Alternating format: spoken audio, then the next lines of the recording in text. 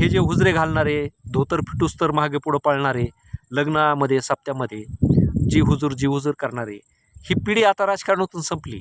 घराणेशाही राबवली, परंतु लोकांसाठी मात्र काहीच केलं नाही. त्यांनी त्यांचे घरं पुढे नेण्यासाठी प्रयत्न केले.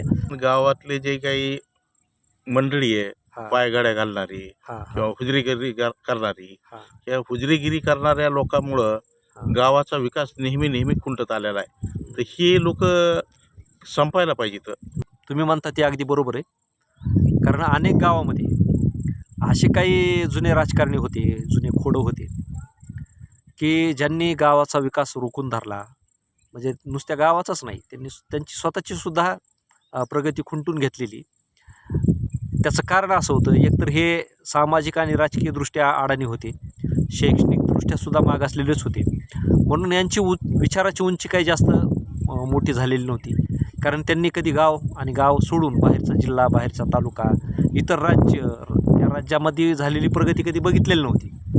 आणि हे कुपमंडूक म्हणजे तेवढ्या गावापुरते नेते असे आविर्भावात वावरणारे हे जे लोक होते ना, तर त्यांच्या गावामध्ये एखादा मोठा पुढारी आला, आमदार आला, खासदार आला, की ते पार हुरळून जायचे. आणि दुसरी गोष्ट, त्या पुढाऱ्यांनी आपलं नाव घेतलं, त्या पुढाऱ्याच्या आपण जवळ बसलो, याच्यामध्येच त्यांना मोठेपण वाटायचं, याच्यामध्येच त्यांना धन्यवादता वाटायची. आणि तो रुबाब त्या गावावरती ते नुसतं दाखविण्यामध्ये त्यांचे आयुष्य गेले, जिंदगी गेली. म्हणजे असे काही लोक होते की ज्यांनी आपली गावं मागच्या 40-50 वर्षात विकासापासून वंचित ठेवली. बरं, ही नुसती वंचित ठेवली नाही, त्यांनी त्या खोट्या अभिमानापायी, अहंकारापायी गावातून चांगली माणसंसुद्धा पुढे येऊ दिले नाहीत. एक तर स्वतः पुढे गेले नाही, गाव पुढं जाऊ दिलं नाही, पण गावातल्या त्या काळातल्या ज्या तरुण पिढ्या आहेत त्यांना त्यांनी मागं रेटायचं काम केलं. आणि त्यामुळंच जे त्या काळातले जे जुने पुढारी होते, त्या पुढाऱ्यांचं फावलं. वारंवार निवडणुका लढल्या गेल्या, ते निवडणुका जिंकले, आणि ते जिंकले ते अशाच लोकांच्या जीवावरती ते जिंकले, की जे विश्वासू लोक होते, ज्यांना ते अशा लोकांना विश्वासू समजत होते, ते विश्वासू म्हणण्यापेक्षा ते त्यांचे गुलाम होते, चाकर होते. त्यांना अशीच लोक जर एखाद्या आमदार खासदाराच्या घरी गेले आणि त्यांना नुसता चहा जरी दिला, नाश्ता जरी दिला, तर ते खूप खुश व्हायचे. त्यांना असं बरं वाटायचं की एवढ्या मोठ्या माणसाकडे आपण चहा पाणी आपल्याला मिळतोय, त्याच्यातच ते धन्यता मानित होते. म्हणजे थोडक्यात छोट्याशा तुकड्यावरती जगणारी ही माणसं होती, अल्पसंतुष्ट माणसं होती. आणि त्यामुळं घराणेशाहीमधल्या काळामध्ये फार मोठ्या प्रमाणात फोफावली. असे लोक राजकारणात मोठे झाले. आज जर बघितलं तर त्यांच्या दुसऱ्या, तिसऱ्या आणि काही जणांच्या चौथ्या पिढ्यासुद्धा राजकारणामध्ये आहेत. काही जणांना कॅबिनेट मंत्रीपदं भेटले, मोठमोठ्या राज्यामध्ये मंत्रिपदं भेटले. परंतु त्यांच्याच मतदारसंघामध्ये जर तुम्ही गेलं तर 40-50 वर्ष सत्ता मिळून देखील त्यांच्या शहरं हे कचऱ्यांच्या ढिगाने भरलेले आहेत. रस्त्याच्या कडेनं कचऱ्याचे ढिग आहेत आणि रस्त्यावरती भेगा पडलेल्या आहेत, खड्डे पडलेले आहेत. म्हणजे त्यांना एवढ्या दीर्घकाळ 40-50 वर्ष सत्ता मिळून देखील त्यांच्या शहरांचा, तालुक्यांचा विकास करता आलेला नाही. म्हणजे थोडक्यात ह्यांनी घराणेशाही राबवली, परंतु लोकांसाठी मात्र काहीच केलं नाही. त्यांनी त्यांचे घरं पुढे नेण्यासाठी प्रयत्न केले. त्यांच्या पिढ्या विदेशामध्ये सेटल करण्यामध्येच, तिथं स्थायिक करण्यामध्ये त्यांच्या आयुष्यातील राजकारण केलं. परंतु ज्या लोकांनी त्यांच्यावरती विश्वास ठेवला, ज्या गावच्या सरपंचांनी, गाव पुढाऱ्यांनी त्यांच्यावरती विश्वास ठेवला, त्यांनाच त्यांनी संपविण्याचं काम अशा पुढाऱ्यांनी केलं. म्हणून लोकशाहीच्या आडून म्हणा किंवा लोकांच्या अज्ञानाच्या माध्यमातून म्हणा, मध्यंतरीच्या काळामध्ये असे जे लोक होते त्यांनी लोकांना विकासापासून रोखलं, गावांना रोखलं आणि स्वतःला मात्र पुढं नेत राहिले. आजही असे अनेक घराणे पुढं आलेले आहेत की जे आज दबा धरून बसलेले आहेत आणि ते त्यांच्या राजकीय साखळी जी आहे ती पुढं चालवतात आणि गावामधून ते इतर कोणाला पुढे येऊ देत नाहीत. परंतु आता काळ बदललेला आहे. कारण हे जे हुजरे घालणारे, धोतर फिटूस्तर मागे पुढं पळणारे, लग्नामध्ये सप्त्यामध्ये जी हुजूर करणारे, ही पिढी आता राजकारणातून संपली. आता यांचं राजकारण गाव पातळीवरती लयाला गेलेले, त्यांना आता कुणी कुत्रं विचारित नाही.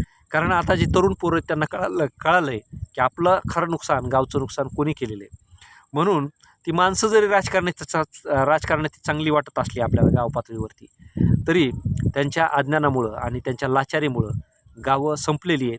गावं विकासापासून 40-50 वर्ष पाठीमागे गेलेली आहेत. म्हणून असं राजकारण आता निश्चितच निकाली निघणार आहे. असे राजकारणी आता संपल्याच जमा आहेत, कारण तरुण पिढी त्यांना आता मोजत नाही. तरुण पिढी आता त्यांच्यापासून फार दूर गेलेली आहे.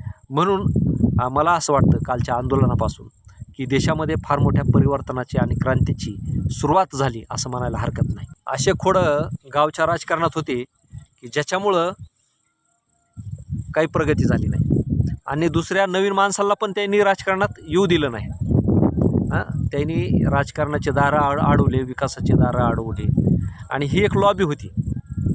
बऱ्याचदा काय होतं की हे जे पुढारी होते ना, तर त्यांच्या जीवावर हे निवडणुका लढायचे, त्यांच्या जीवावर निवडून यायचे, त्यांच्या हक्काची ही माणसं होती, विश्वासाची माणसं होती. परंतु त्या भोळ्या विश्वासाच्या आडून ह्या पुढाऱ्यांनी घराणेशाही चालवली. ह्या पुढारी 30-40 वर्ष सत्तेत राहिले आणि सगळा विकास स्वतःच्या घरापुरता मर्यादित राहिला. काही जणांच्या तर आता दुसऱ्या तिसऱ्या पिढी, काहीच्या चौथ्या पिढी राजकारणात आहेत. म्हणजे अख्ख्या मतदारसंघामध्ये त्यांचं घर जर सोडलं तर बाकीच्या मतदारसंघात लाखो लोकांमध्ये योग्य माणूस कुणी नव्हताच असं म्हणायला हरकत नाही. नव्हता म्हणण्यापेक्षा ह्यांनी ते येऊच दिले नाहीत. तुम्ही जर बघा ना, मागच्या राजकारणामध्ये निवडणुकामध्ये जो विरोध करील त्यांचे खून होत होते. ज्यावेळेस सोशल मीडिया नव्हता, ज्यावेळेस वर्तमानपत्र गावात पोचत नव्हते, त्यावेळेस दाद ना फिर्याद अनेक चांगली माणसं यांनी आपल्या राजकारणापायी संपविली ना. मग ह्या राजकारण्यांना चांगलं कसं म्हणायचं, जे की आज स्वतःला काही जण फार मोठे मंत्री आहेत, केंद्रीय मंत्रिपदं मिळाली, परंतु यांना लोक उद्धारकर्ते, समाज कार्यकर्ते यांना कसं काय म्हणायचं. कारण ते जर तेवढे लोक उद्धारक असते, तेवढे जर मोठे समाजसेवक असते, तर त्यांचे मतदारसंघ आज आपल्याला बारामतीपेक्षा किंवा एखाद्या फॉरेन कंट्रीपेक्षा चांगले दिसायला पाहिजे होते. मग ह्यांच्या 40-40, 50-50 पिढ्या राजकारणात गेल्या तरी गावं सुधारलेली नाहीत, मतदारसंघ सुधारले नाहीत. आज बी अनेक शहरं अशी आहेत की ज्या शहरातल्या रस्त्याच्या कडेला कचऱ्याचे ढीग साचलेले आहेत. नाक दाबून त्या शहरातून जावं लागतं.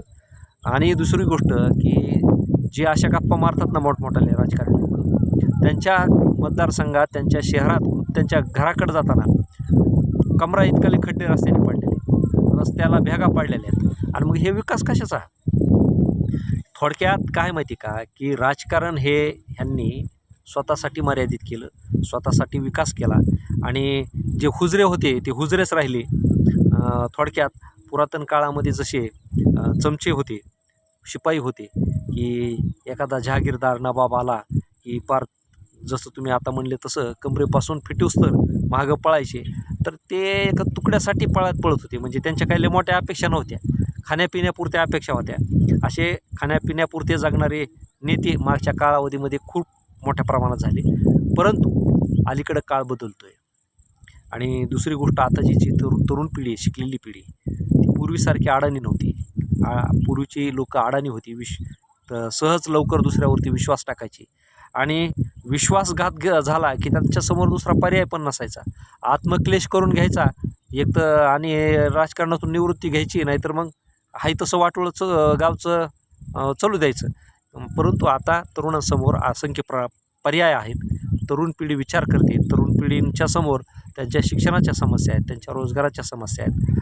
त्यांनी ती जगाकडे वेगळ्या दृष्टीनं पाहत आहेत.